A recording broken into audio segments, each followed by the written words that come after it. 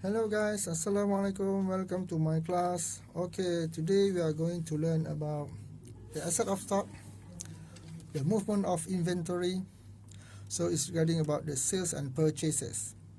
Okay, before we move further, we know that inventory is an asset account and is under current asset. So of course, even though it's a current asset or non-current asset, but it's still under asset accounts. So asset accounts, the nature will always be debit, where when we have an increase in asset, it will be debit side. When we have a decrease in asset, it is at the credit side. Okay, now we go to the basic rule of the inventory. So when we have inventory, of course, our transaction will be buying and selling our inventory. So we have the transaction of our inventory. That is, when we buy inventory, what happened to our inventory? Of course, our inventory will be increased. So when our inventory increase, like I said just now, asset increase, there will be debit. So increase in inventory will be debit, and when we sell inventory, our inventory will go down and will decrease, and any decrease in inventory or decrease in our asset, it will be credit. Let's look at the example. Mr. Bob buys supplies or inventory by cash for 2,000. Okay, Mr. Bob buys supplies or inventory. Of course, when he buys the supplies or inventory, he will take the inventory and put in his warehouse. So what happened to his warehouse? His warehouse will be lots of things. And then we can see that the level of inventory will go up. That is increase. So inventory is an asset account. So when inventory increase, there will be debit. And what happened to your cash? Mr. Bob's cash. Of course, he paid by cash. The cash will decrease. So we can say here, debit inventory, credit cash by this amount. So this is the movement of the inventory. Okay, what about if he sells the inventory?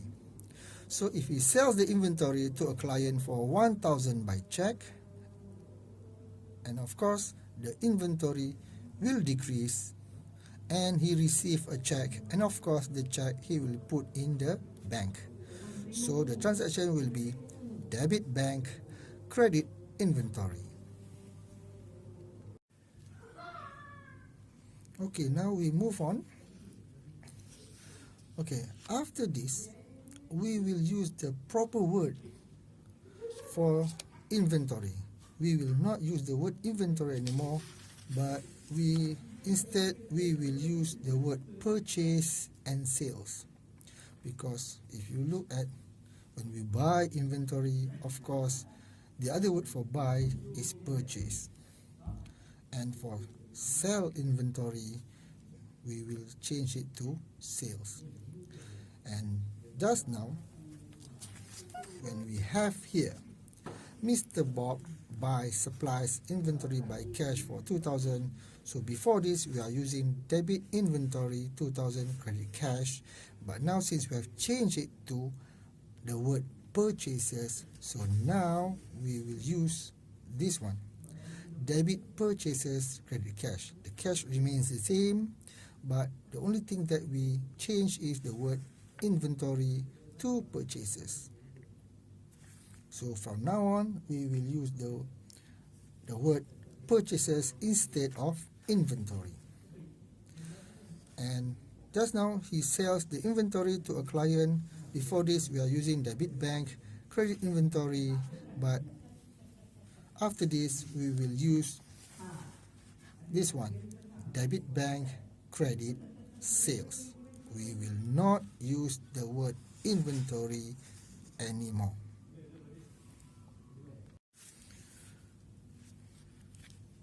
Alright, some people will ask why sales are at the credit side and why purchases at the debit side. Okay, now let me show you. Okay, this is a T account for the inventory. So just now I said the movement of inventory or the activity of the inventory is about selling and buying. So selling is sales, buying is purchases. Okay, so why purchases is debit? Because when you purchase, the goods coming in. So when the goods coming in, your inventory will increase. So your inventory increase is an asset. So asset increase will be debit. So let me put here purchases. Okay, now what happens when you sell? When you do sales, your inventory level will go down or decreases because you are selling it outside. You are taking out your things or your goods and sell it to your clients or customers. So your inventory will go down.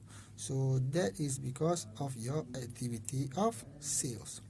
So that is why we say sales are credit and purchases are debit. Okay, to summarize all of this, so I made it for you. Okay, so we go for purchases first. When we do purchases, we can do purchases by cash, we can purchase by check, and we can also purchase on account, or the other words for on credit, meaning that we take the goods first and then we pay them later. So meaning that we owe them.